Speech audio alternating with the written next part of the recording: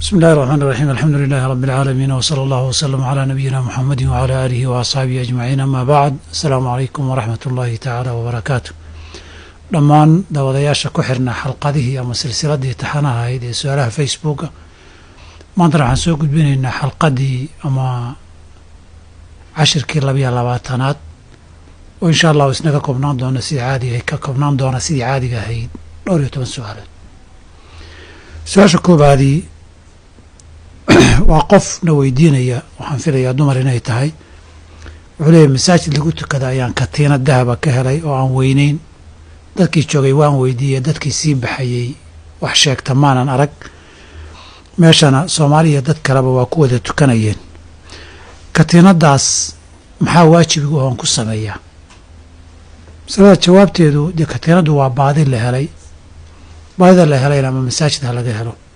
ama banaan ha laga helay isku xukun weeye marka laga reebo baahida xaramka laga helo maka oo in la naadiyo maahan aan la milkii karin wax kaam gaar ah marka laga reebo baahida dunida daafaheeda inta kala laga helay laba qaybood baa laga dhigayaa inay tahay wax yar oo qofkii lahaa wax badan raadinaynin wax weyn oo badan aan ku fadhiin inay tahay taasi qofku waa iska qaadan karaa waan iska isticmaali karaa waayo nabigu sallallahu alayhi wasallam intuu timir meel ku dhacday soo maro ayuu dhihi jiray haddii aanan ka baqaynin sadaqa inay tahay waan cuni lahaa wuxuu u daayay haddaba waa baadi ma ahan oo hal timir iyo laba oo dhacday cidinama daydayde wuxuu u daayay sadaqaadkan u banaaneen halka waxaa laga gartay waxa sidaas oo kale iska yar qofkii lahaana uusan daydaynin ama dan iyo muraad badan uusan ka lahayn ama macno iyo qiimo badan aan ku fadhiin ama masaajidka laga helo ama banaan ha laga helay qofka helay wuu qaadan karaa qaybta labaad hadday tahay baadi macno leh ama xoolo nool ha noqoto ama lacag ha noqoto ama alaab sidoo kale ha noqoto wax la tuuray oo kas looga tagayna aan ahayn intaasi baadi ma oo wax la tuuro la nacay way waa qof baadidu wixii qofkii lahaa ka dhumay haday wixii waxa yar aynan ahayn nabigu wuxuu tilmaamay kaleey salaatu salaam ina baray inaad weelka uu ku jiro haduu weel ku jiro tirada uu leeyahay ee tilmaanta uu leeyahay aad aqoonsato kadibna sanad la naadiyo oo la waraysto cidii kaga dhacday tabcan halka waa masaajid oo dhexdiisa laga ma naadin karo laakiin banaankiisa warqad lagu dhajiyo banaankiisa dadka laga weydiiyo baa la sameyn karaa sanadka qofka markuu naadiyo uu qaadan karaa haddii qofka inuu sanadka naadiyo waqti geliyo ay ku adagto xukunka sharciga iyo amarka uu qaato wuxuu ku wareejin karaa dadku isleeyahay mas'uulka masaajidka weeye oo amaanada muslimiinta u haya uu ku wareejin karaa si iyagu ay u raadiyaan qofkii lahaa haddii la waayana masaajidka iyo danaha guud loogu bixiyo intaas mid kamid ah sameyn karaa qofku wabillahi tawfiiq su'aasha xigtay wuxuuna leeyahay qofkani waxaan soo toosay salaadii subax waan iska tukaday waxaan dib ka xasuustay inaan janaabo qabay oo aanan soo qabaysan salaadii ma la igu leeyahay inaan soo celiyo su'aasha jawaabteedu waa nacam waa lagu leeyahay haa waana ijmaac iyo ittifaaq culimadu salaad la tukaday tahaaro iyo weyse la'aan ama qabays waajib ah oo la qabaysan inaanay asaxayn nabiguna waa sheegay calayhi salaatu wasalaam wakiila ilaahay ma aqbala salaatan min ghayri tahuur wala sadaqatan min ghulul salaatan bighayri tahuur saladan la daysa qabin oo qofku san tahaaro qabin la aqbali maayo sadarta salaadii hore ma asixin laakiin haddii uu halmaamay ama uusan is ogeyn dembi ma laha waxaa laga doonayaa qofkaas inuu tahaaro qaato oo qabaysto markaa kadibna salaadii soo celiyo waajibka gutaa laga doonaya sawirka saddexaad wuxuu leeyahay oo ina weydiinayaa qof gaal ah ma loo ogolyahay masaajidka inuu galo muslimiinta la tukado isagoo soo weyse qaatay oo muslimiinta la tukada ma la ogolyahay masaladaasi waa laba mas'alo oo isxambaarsan. qofka gaalka masaajidka inuu galo ma loo ogol yahay? haa, haddii maslaxad laga rajaynayo inuu islaamo ama la doonayo islaamka inuu arko oo la baro. nabigana waxaa ka sugan sala allahu aleyh alih wasalam qoladii kiristanka ahayd ee dhinaca yaman iyo najraan ka yimid, nasaara najraan la dhihi jiray, wafdigoodii inuu masaajidkiisa dejiyey. masaajid dhexdiisay deganaayeen iyagoo marti ah. waxaa kaloo isla riwaayaadkaas sheegayaan in salaadoodii qabatay, wakhtigoodii ay tukan jireen oo loo ogolaaday salaadoodii inay masaajidka ku tukadaan. ujeeddaduna waxay inay arkaan muslimiintu say u tukanayaan iyo salaada muslimiinta. lacalla wa casa waxaa laga yaabaa dhici karta ilaahay qalbigooda iimaan iyo islaamnimo geliya. markii dambe laakiin iyagoon islaamin bay heshiis nabiga la galeen, waddankoodii bay ku laabteen. oo wafdiga la yidhaha nasaara najraan. najraanna waa magaalo hadda xuduudahan sacuudiga iyo yaman aagga ku taalla wey, dhinaca yaman xigta waay, laakiin hadda waxaan filaya sacuudiga inay ka mid tahay. masalada labaadii waa gaalkani muslimiinta ma la tukan karaa? qofka gaalkii haddii uu tukado ama weysaysto ka asixi mayso. weysaduna waa cibaado niyo u baahan, salaaduna waa cibaado marka la gelayo niyo u baahan, saa darteed ka ansixi maayaan. muslim ma noqonayaa? ilana ka ansaxaynin dee niyadii baan guntamaynin oo ilaahay baa qur-aan ku yidhi wamaa manacahum an tuqbala minhum nafaqaatuhum ilaa annahum kafaruu billaahi wa birasuulih. nafaqaadkii iyo sadaqaadkii baa gaalnimo looga aqbali waaye. saas darteed intuu qofku gaalku yahay niyada qurbada iyo cibaadadu ka ansixi mayso.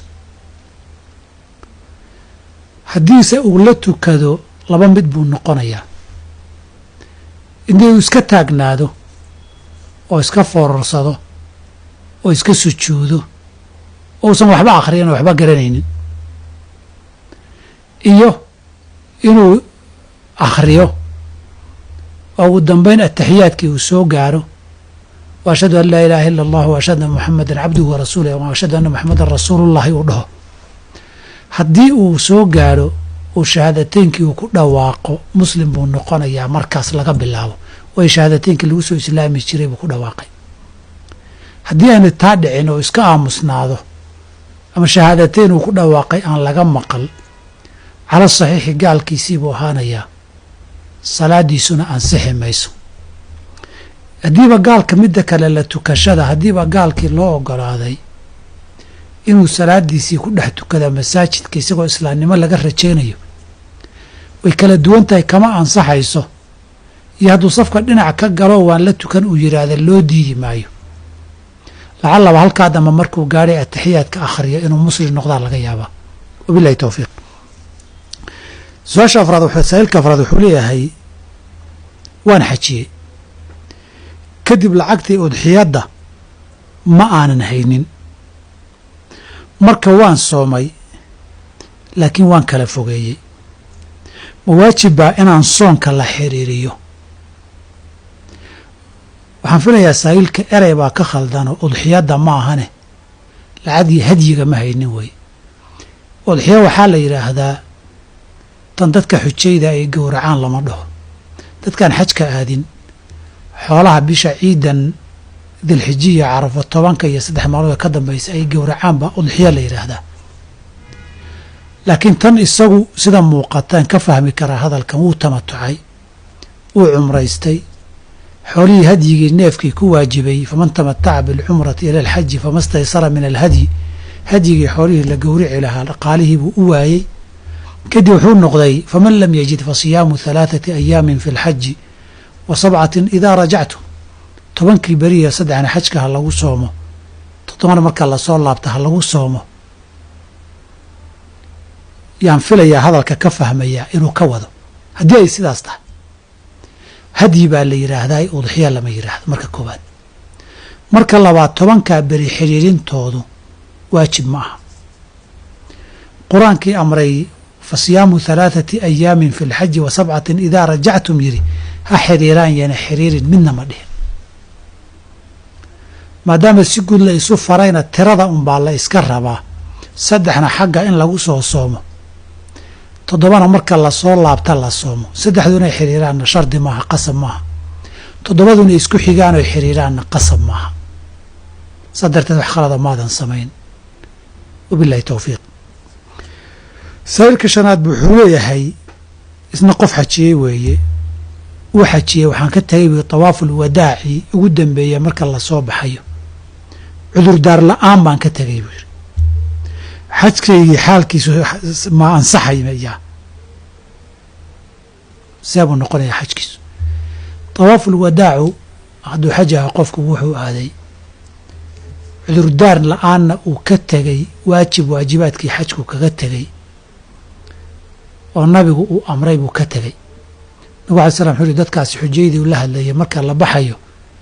aakhira cahdigii bilbeyti qofka ha noqdo waxa ugu dambeeya kacbada tawaafkeeda ha kusoo gebagabeeyo tawaafka waajib buu ahaa waxaa loo ogol yahay inay ka tagaan dumarka haddii dhiiggii caadadu uu ku dhaco iyaga uu ka dhacayaa qofkii kale ka tegay xajkiisu wuu ansaxayaa laakiin hadyi iyo dhiig baa ku waajibaya sida waajibaadka laga tegay qaacidadoodu ay ahayd waxaa laga doonayaa marka neef hadya inuu bixiyo oo u dira maka u diro si masaakiinta maka iyo loo siiyo saa'ilka lixaad wuxuu leeyahay waalid buu weydiinayaa hadda hooyuu ka dhigay carruurteedii qayb ka mid ay ka dardaarantay dhaxalkeeda inaan waxba laga siinin sababtoo erayo aan habboonayn buu ku yidhi marka masalada intaa waa ka weyneynaynaaye waalidku ama qofka ma ka dardaaran qof kasta oo geeri dhimanaya ma ka dardaarmi karaa dadkii dhaxalkiisa lahaa qaarkood in la qadiyo jawaabtu waa maya dardaarankaasna waxba kama jiro miiraadka iyo dhaxalku ilaahay baa qur-aankiisa ku qaybiyey nabigeena alay slam wuxu uhi in allah acطaa kula dii xaqin xaqah falaa wasiyata liwaalidin ilaahay qof walba xaqiisuu siiyey qof dhaxal lehna si gaara wax looguma dardaarmi karo dheeraada qof walba xaqii ilaaha siiyey qofna kama qaadi karo baari buu ahaa iyo caasi buu ahaa saamayn kuma leh saamiga dhaxalka ay yeelanayaan dadka qofka dhintay dhaxalkiisa leh yeelashaduna yeelasho khiyaara maaha uu qofna diidi karo qofna yeeli kare qof walba waa ku qasban yahay qof buu u wareejin karaa iyo u cafin karaa iyo hebel hala siiya ama wani waa idiin daaya dadkii dhexlaya kale u dhihi karaa laakiin milkiga ijbaariga iyo qasab lagu milkiya wey waana dembi dunuubta iyo kabaa'irta waaweyn ka mid ah inuu qofku jawr iyo khalad ku galo dardaarankiisa saas darteed dardaarankaasna xo kama jiro qofkiina wuu dambaabay haddaan jahli iyo wax lamida loogu cudurdaarin falka uu sameeyey waa fal dembi oo kabaa'irta ka mida fulinna ma bannaanay in la raaco hadalkiisa saas darteed wixii qofku khalad iyo caaqnimo uu galayna isagay xisaabteeda ka go-anta wixii xuquuq iyo dhaxal ee sharcigu xadeeyee jideeyeen qofna uma diidi karo lidaalika culummadu waxaan oo kale waxay ku tilmaamaan dunuubta kabaa'irta ay ku daraan waaweyn ee qofka dardaarmaya uu gelayo saa'ilka toddobaad wuxuu leeyahay qof dumarihi ma ka xajin kartaa qof raga jawaabtu waa haa jawaabtu waa haa nabigeena ka sugan tahay in la weydiiyey nin oday oo dhintay uu yidhi xuja can abiika wactamir aabbaha ka xaji kana cumrayso xajkuna waa camalka la qabanaya rag iyo dumar camal isku mid ah weeye ixraamka laga bilaabo ilaa acmaasha inta kale laga gaaro waa laga yaabaa hal wax inay gabadhu kaga duwanaatoon soo sheegnay oo ahaa tawaaful wadaaci in dhiiggii caadada ku dhaco laga cafiyo wax ilaahay caafiyeyna dee la isuma qabsado saa darteed gabadhu way ka xajiyi raggu way ka xajiyi karaan dumarkuna ragga way ka xajin karaan saa'ilka sideeda wuxuu leeyahay waxaan ka shaqeeyaa meel lagu sameeyo waxyaabahan boombalooyinka ee aadamaha u eg dharkana la sulo waa warshad dad badan baa ka shaqeeya anuu ma sameeya laakiin waan caawiyaa samaynteeda arrintaas diintu ahaan ma igu bannaanta jawaabtu waa maya haddii madaxii loo yeelayo. haddii sawirka marka la sameeyo wixii nafleyda ahaa oo dhan aadama keliya ma ahane madaxiina lagu darayo samayntiisu ma bannaana. ama ha laga sameeyo wax wakhti dheer joogaya oo geed iyo bir iyo wixii shamiinte iyo la midka ah, ama ha laga sameeyaa waxaan wakhti dheer joogaynin sidii xalwad iyo waxyaabahan keeg iyo tootiska yidhaahdaan iyo in la cuno la raba ha laga sameeyo iyo ubax iyo marba haddii muuqaalka aadama wax taabashale laga samaynayo ama nafleydaba laga samaynayo haddii madaxii lala samaynayo samayntiisu ma bannaana. hadduusan madax lahaynna waxyaabihii bannaanaabay ka mid tahaye sida xadiidka ibni cabbaas iyo ay tilmaamayeen radia allahu canhuma wa ardaahuma. marka halkaa un ka eg intaa wixii ka badan ma la isticmaali karaa hadduusan madax lahayn sidoo kaleeto waa la dhigan karaa waxna waa la suran karaa. laakiin wixii kale uu mafaasid leeyahay dee mafaasiddaa ma wada lehe kuwii leh baa sideedoo gaarkaa looga hadla. saa'ilka sagaalaad wuxuu leeyahay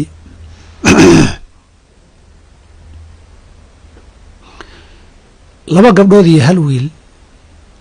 ayaan rabaa wanqal inaan u sameeyo iyo caqiiqa wuu leeyahay. neef geeloo laba jira ma iga gudayaa? masaladu waa laba qaybood. neef geela ma iga gudayaa wanqalka hal qof ka badan,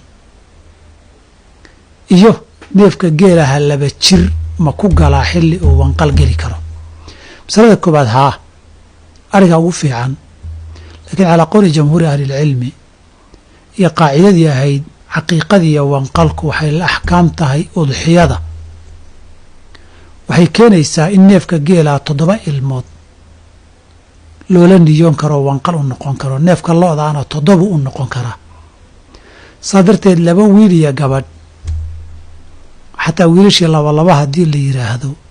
waa isku 5 ilaa wiil kale ama 2 gabdhood oo kale baa lagu dari karaa oo can 7 waaye 7 ka gudayaa neefka geela. laakiin neefka geela waa da'dee. xoolaha ari iyo lo iyo geel marka la isku dara wanqalka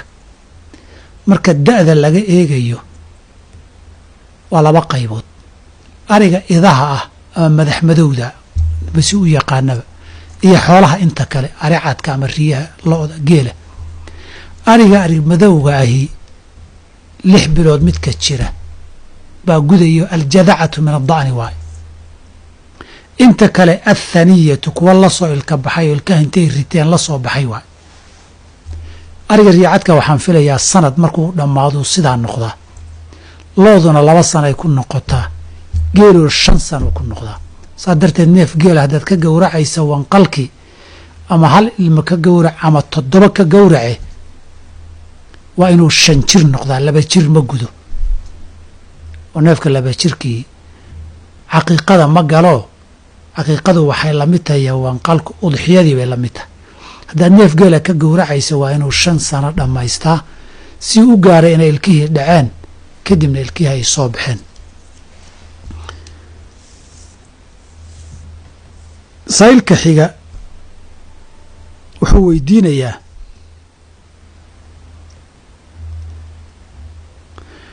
wuxuu leeyahay arday kitaabka manhaajka ku taxanayd baan ka mid ahaa. kitaabka ka hadlaya ixyaa'u lmawaat ama dhulka sida lagu milkiyo aan horey loo lahayn yaa waxaan ka raadiyey buu leeyahay mas'aladiina waan ka waayey. su-aasha uu qaba haddaba waa hal su-aala oo ah dhulkaa bannaan ee daaqsinta dadka u ah, qabaa'ilkuna kala degan yihiin,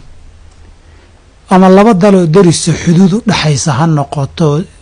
isticmaar iyo gumaysi iyo hadajiyo, ama gobolladan iyo maamul goboleedyadu xuduudo ay kala samaystaan ha noqoto, ama hal dowladii 2 gobol xuduudahay u kala samaysay ha noqotee dhulkaa daaqsinta ah ee qabaa'il ay sheeganayaan ama waddan kaluu ku jiraa la leeyahay, sidee baa loo milkinayaa? dadkaasise ma leeyihiin? waxaan rabaa inaan idhahda mas'aladu markii dhulka le yeelashadiisa laga hadlayo kama hadlayo anuu dhinaca iyo garabka iyo jaanibka siyaasiga kama hadlayo oo yaa maamula iyo yaa sheeganaya iyo kama hadlayo laakiin dhulku waa laba qaybood marka koobaad dhul muslim iyo dhul gaal dhulka muslimku leeyahay muslimiinta iska leh dhulka gaaladu leedahayna gaala iska leh waxaa laga hadlaya su-aashu ku saabsan tahay baan haddaba kusoo gaagaabsanoo dhul muslim dhulka muslimku ay leeyihiin hal wax bay ku kala yeeshaan markii ashkhaastooda laga hadlo qofku dhulku dariiq sharciga ku milkiyey ama isagu nooleeyey ama uu gatay ama la siiyey ama uu dhaxlay siyaabihii lagu mulkiyi jiray dhulkii uu maro uu leeyahay muslimiintu dhulka ma kala laha qabiil qabiilna uma kala laha qowmiyad qowmiyadna uma kala laha qaran qaranna uma kala laha wixii intaa ka badani waa shuruud ma anzala allahu biha min sulطaanina saa darteed islaamku ma jiro dadka muslimiinta ee dhulka wada degan dhul ree hebel leeyahay ma jiro dhul muslim leeyahay baa jira kadib dhul dan guud iyo dowladii maamusho iyo qof walba bootada uu milkiyey iyo meesha uu noolaystay buu leeyahay markay miisaan sharci iyo muslim laga hadlo marka dhulkaa qofkii nooleeyaa iska leh ama qabiilka deegaanka ha noqdo ama qabiil kale ha noqdo xuduudduu doonaha ku jira mar hadduu dhulkii muslimiinta yahay sifadii la tilmaamay ee lagu milkiyi jiray ee kitaabka ixyaaulmawaad ku aragtay qofkii sameeyabaa milkinaya ama qofkii milkiga ka hor astaantii mudnaanta koobaad lagu yeelan jiray ee taxdiirka iyo la dhihi jiray baad mudnaanta koobaan ku yeelan kartaa oo milkiyaddii ka horeysa ilan waxaa jira milkiyad baa jira iyo mudnaan baa kala jira sida meesheeda lagu faahfaahiyey wixii intaa ka baxsan ee siyaasad iyo xuduud loo kala sheeganayo oo masaa'il kale oo dee muslim dhul kale leeyahay miisaankii sharciga aan waafaqsanayn saa'ilka xiga wuxuu leeyahay salaadaha sunnada ah ma la jamcin karaa wuxuu leeyahay tusaale ahaan salaada duxada ee barqadii la tukado iyo sunnada duhurka ka horeysa ma la jamcin karaa jawaabtu waxay tahay maya su-aashan gaarkee uuna weydiiyey duxa iyo sunnada duhur ka horeysa lama jamcin karo waa maree duxada waxay joogtaa wakhtigeedu intaan duhur zawaalka la gaarin duhurka iyo duxada wakhtigoodu wakhti u dhexeeyaa jiro wakhtu zawaal la yidhahda istiwaa oon duhurna ahayn duxana aan la tukan karin waa midda labaadee qaacidada guud cibaadaadka isqaadan kara ama ishoosgeli kara qaacidada lagu kala saarana way diidaysaa hadday cibaadadu iyada sideeda gaar ahaan iyo qasadkeeda sharcigu u doonayo laba cibaadoo sidaasihi isma galaan sunnada duhurka raacsanna sideedaa loo doonayaa oo waa sunno iyo raatiba la niyoonaya tii duhur ka horraysay inay tahay sunnadan duxada barqadiina sideedaa loo doonayaayo waa sunnadii barqadaa la niyoonayaa salaadna laba niyo oo mid walba maqsuud taho iyada la doonayo isuma iman karto haddii salaada ficil inaad samayso tukato un lagaa raba sida taxiyatulmasjidkii markaa masaajid soo gasho tu kale way israaci karaan oo qasada waayo tan niyo gaara ma lahayne inaad tukato unbahayd farad iyo sunno waxay dooni ha noqotee saa'ilka xiga ugu horreeya kan ka dambeeya waxay leedahay gabarh baana soo weydiinayso ama la saddex su-aalaad ugu dambeeyaan soo gaarnayo gabarhba waxay leedahay qof dumaraa foolatay dhiig iyo biyo isku jiraa ka yimid fooshii xanuunkii qabtay iyo nabarkii qabtayna maanay ku dhalin dhiiggaasi muxuu noqonayaa halkaa waxaa laga garan karaa qof shinkeedii soo dhammaysatay weeye lagana yaaba ilmo iskeediyaya iyo xanuunkaa nabarka inuu keenay ama ciladii kale jirto waxaa ka yimidi xukunkiisu muxuu noqonayaa sida fuqahada iyadu qabaan huwa saxiix sida raajixa weeye dhiiggaasi damu fasaadin weeye ama dhiiggii dhiig furankaa xukunkiisii buu qaadanayaa isaga waa nijaas weysadana waa jebiyaa salaada ma diido soonka ma diido qabaysna ma waajibiyo saa darteed dhiigga gabdhuhu markay isku aragtay meeshii intuu ka gaarayna way iska dhaqi dharka iyo jirka iyo midkay dooni ha noqotee salaadana way u weysaysan salaadeedana way tukan qabaysna lagama rabo waajib kuma iyadoo haddayna nadaafadii u qabaysanaysa dee waa la ogolyahay laakiin dhiig furankaa xukunkiisii buu qaadanayaa su-aal kale waxay leedahay gabadhani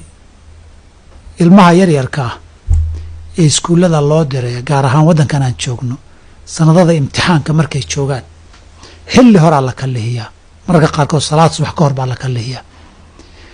ilmaha yaryarkee haddaba la dirayo salaaddii subaxoon la gaarin waalidkuna ay leeyihiin guriga ku tuko oo bax iyadoon wakhtigii la gaarin ka waran xukunkeedu masalada masale khaldan wey waalidku ilmaha ha yidhaahdaan sunno iyo watarkii tuko kadib bax iskuulka markaa tagtana ku tuka salaada subax marka la gaaro laakiin salaad subax oo aan soo gelin wakhtigeedii lagama hormarin karo oo salaad subax xataa kuma jirto salaadaha duhur iyo casar iyo maqrib iyo cishe qaar la hormarin kara wakhtigoodii salaadii dambe oo ta hore la raacin kara xataa kuma jirto iyado weligeed xataa musaafirku wakhtigeedunbuu ku tukadaa saas darteed ilahi wuxuu yihi ina asalaata kaanat cala almu'miniina kitaaban mawquutan waajib wakhti leh wey salaadan subaxan wakhtigeedii soo gelin in la tukadana ma banaano mana ansaxayso waxaan dhihi hooyadu wiilkaas ama hooyooyinka ilmaha wiilasha iyo gabdhahaas ha ku dhiirigeliyaan mar hor hadday soo kaciyeen ay wakhtina hayaanba inay 3 ragcadood ee watarkaa tukadaan ilaahay baryaan iyagoo weyse qabana baxaan